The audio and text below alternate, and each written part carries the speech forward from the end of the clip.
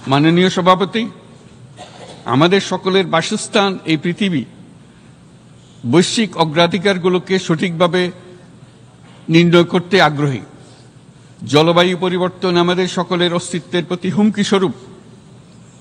এই গ্রীষ্মে সর্বকালের রেকর্ড ভঙ্গকারী তাপদাহ আমাদের জলবায়ুজনিত পরিবর্তনের কথা স্পষ্টভাবে স্মরণ করিয়ে দিয়েছে। আমাদের যা প্রয়োজন তা হল জলবায়ু সম্পর্কিত ন্যায় বিচার, যাতে করে দায়িত্বজ্ঞানহীন সিদ্ধান্ত, উদাসীন আচরণ কিংবা এর মাধ্যমে সাধিত ক্ষতির বিষয়ে যারা সংশ্লিষ্ট তাদের দায়বদ্ধ করা যায়। জলবায়ু পরিবর্তনজনিত দীর্ঘমেয়াদী প্রভাবগুলো অপূরণীয় ক্ষতির কারণ হয়ে দাঁড়িয়েছে। আমরা জীব বৈচিত্র্য হারিয়ে ফেলছি। প্যাথোজেনের পরিবর্তনের ফলে নতুন রোগ বাড়ছে। কৃষিক্ষেত্রে চাপ বাড়ছে ক্রমাগতভাবে। পানি সম্পদ ঝুঁকিতে ফেলছে আমাদের বাসযোগ্যতাকে। সমুদ্র পৃষ্ঠের উচ্চতা বৃদ্ধি এবং লবণাক্ততা আমাদের ক্ষতি করছে প্রতিনিয়ত। ঘূর্ণিঝড়ের সংখ্যা ও মাত্রা বৃদ্ধির কারণে যেই ক্ষতি হচ্ছে তাকে উপেক্ষা করার সুযোগ নেই। ক্ষুদ্র কৃষক, প্রান্তিক পর্যায়ে জীবিকা অন্বেষণকারীরা জলবায়ু পরিবর্তনজনিত ঝুঁকির মুখোমুখি হচ্ছে সবচেয়ে বেশি।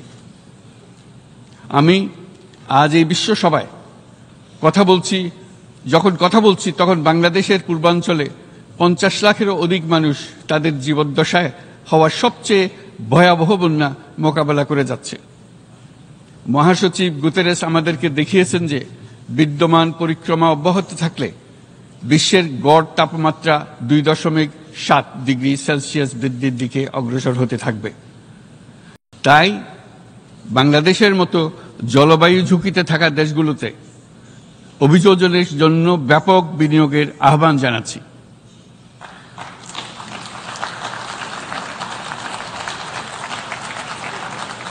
এছাড়াও উদ্ভাবনী শক্তির প্রয়োগ, অতিরিক্ত অর্থায়নের মাধ্যমে লস এন্ড ড্যামেজ ফান্ডকে কার্যকর করা আমাদের জন্য অত্যন্ত গুরুত্বপূর্ণ।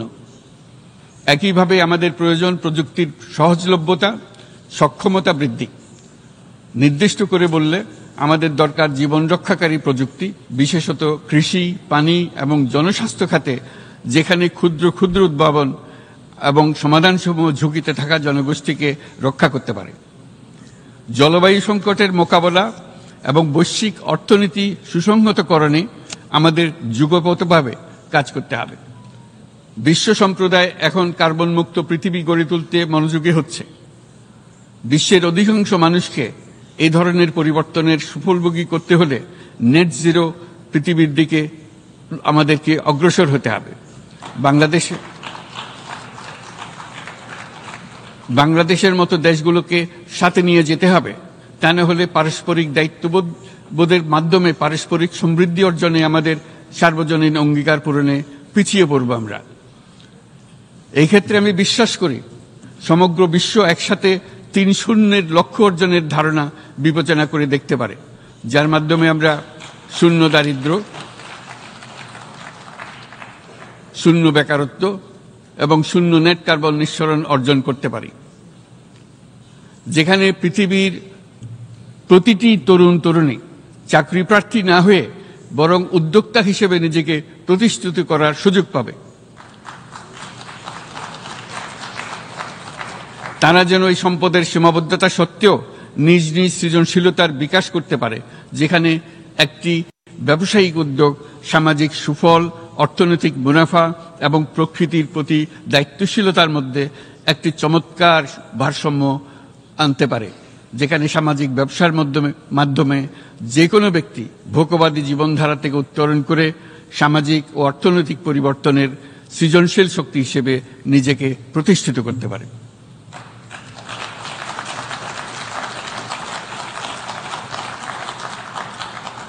এই সময়ে তাই প্রয়োজন উন্নত উন্নয়নশীল সকল দেশসমূহ এবং বিভিন্ন অংশীদারদের মধ্যে নতুন দৃষ্টিভঙ্গি, নতুন মূল্যবোধ এবং নতুন একতা।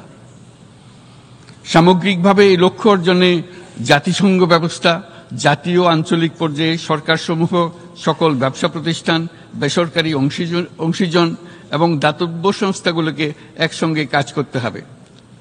আমাদের অর্থনৈতিক কাঠামোতে সামাজিক ব্যবসাকে স্থান দিলেই নিচের অর্ধেকাংশ মানুষের জীবনে তা বিরাট পরিবর্তন আনতে পারে।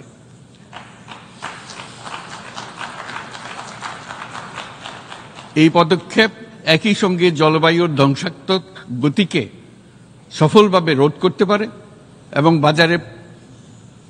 বাজার ব্যবস্থার মাধ্যমেই এই মীমাংসা হতে পারে। এ বিষয়ে আমি মহাসচিব গুতেরেসের বিশেষ দৃষ্টি আকর্ষণ করছি।